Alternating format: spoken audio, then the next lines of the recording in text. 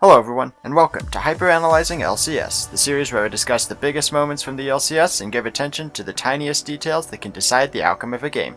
This week we will look at some plays from the first week of the 2022 LCS Lock In Tournament. Let's start off by looking at this huge team fight between Team Liquid and Evil Geniuses. Going for the flank angle with a blast plant, doesn't get into the brush that he wanted to. I think he wanted to be inside the pit, I'm not sure. They have to force. Meganar is dropping 50%. You're on the ward, goes for the charm, goes for the jump in the back line, package over the top as well. Is it a kill is the question. CoreJJ's down 1-0. Flip over the wall, goes for Jojopyun to flash to safety, stays alive, knocked into the air, not dead just yet. Finally went it back, but it's 3 versus 1. TL's down to a single member. Whipple may be wide, but the team has already fallen off his back. Evil Geniuses take the Bud Light Ace. 32 minutes into this fairly even game, Evil Geniuses force Team Liquid to fight them with the threat of getting Ocean Soul.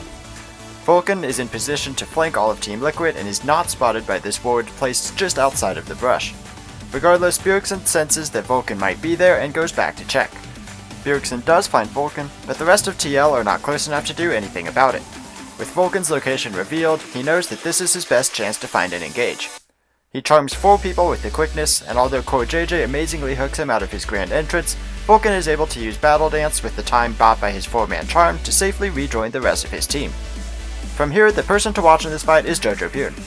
When Vulcan engages, he uses the package straight through the clustered up Team Liquid, then Valkyries over the wall, which also makes Bjergsen's gravity field get no use in this fight. From the other side of the wall, Jojo turns to shoot down CoreJJ for the first kill of the fight. Brippo and Santorin flash over the wall and block Jojopyun from hitting the blast cone, forcing him to use his flash to get back into the river.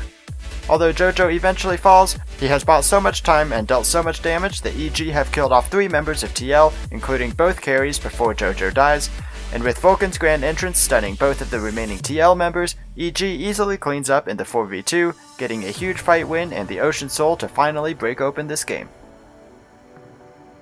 In the FlyQuest vs TSM game, TSM outplayed FlyQuest in this crucial fight for Baron. Guardian Angel completed now for Hyper. Lots of defensive tools. I'm expecting a smite fight here if it does get taken all the way down.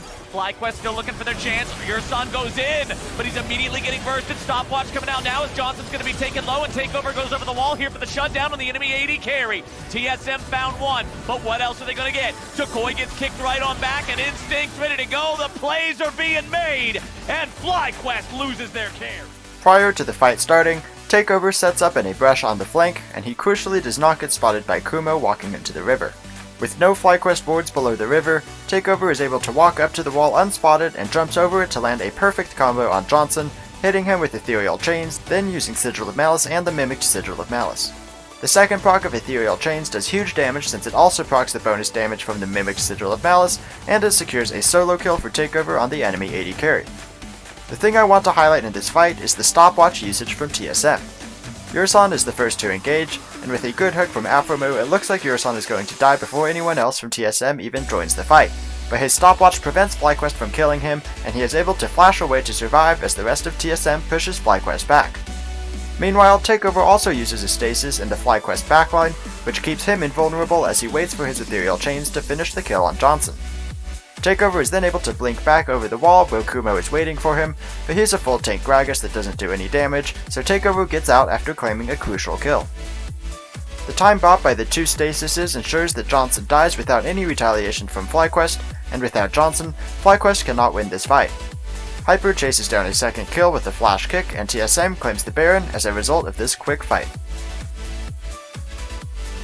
CLG turned around an early bot lane turret dive from Immortals for a big early game lead. Extra corrupting potion stack there for Jenkins. Stuns the jungler. 3v3 here is now Yumi jumps in. The root on a contract. Is he in danger? Has the flash if he needs it? Flash to the safety to stay alive. Health bar is low.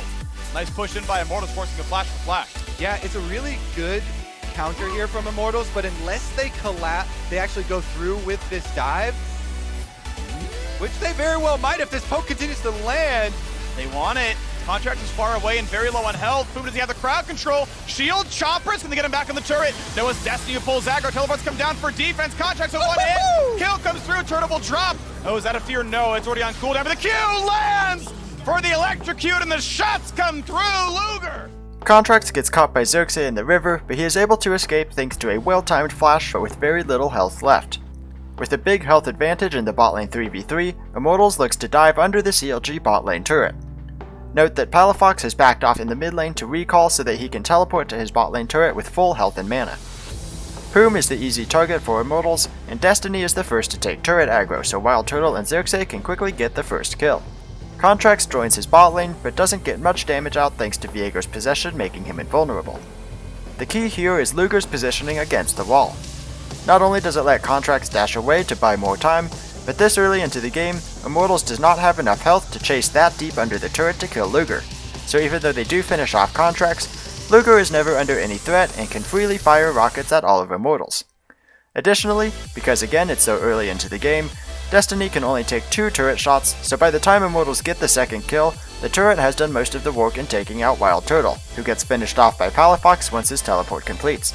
Palafox hits both Xerxes and Destiny with Looming Darkness, greatly slowing both of them and setting up for an easy shot with Mistral Bolt that puts the Immortals members at low enough health that Luger kills both of them with a single rocket auto attack.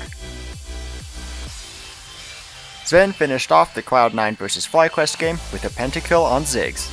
Ulti gonna come across for the root on the 2. That's gonna be knock up. Where's the pass? There we go on the back line. And that's gonna be the first kill. 1 for 1. No! They just cannot kill the top laner. And the re-engage gonna look good. Ziggs in for 1, in for a second. Finally 2 traded back. Is it gonna be enough? Blabber on the front lines can still revive. Push back. Johnson kiting for his life. Pops a stopwatch. It's got to be Kumo in the front. Isles flashes in, make a little bit more happen. A quadra kill in for Zven. Can it be the Penta? The satchel into the air. The burn. The Penta kill for Zven. FlyQuest starts their final stand by fighting at the bot lane inhib tower.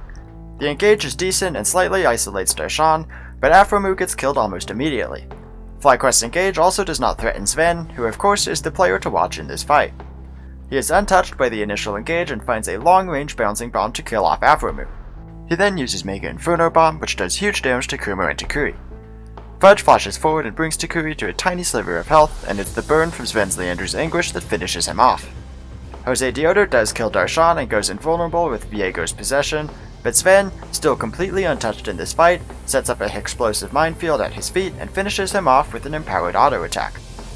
Sven's Satchel Charge hits Kumo as the Chemtech Soul zombified version of Fudge's Jace does a lot of damage to Johnson.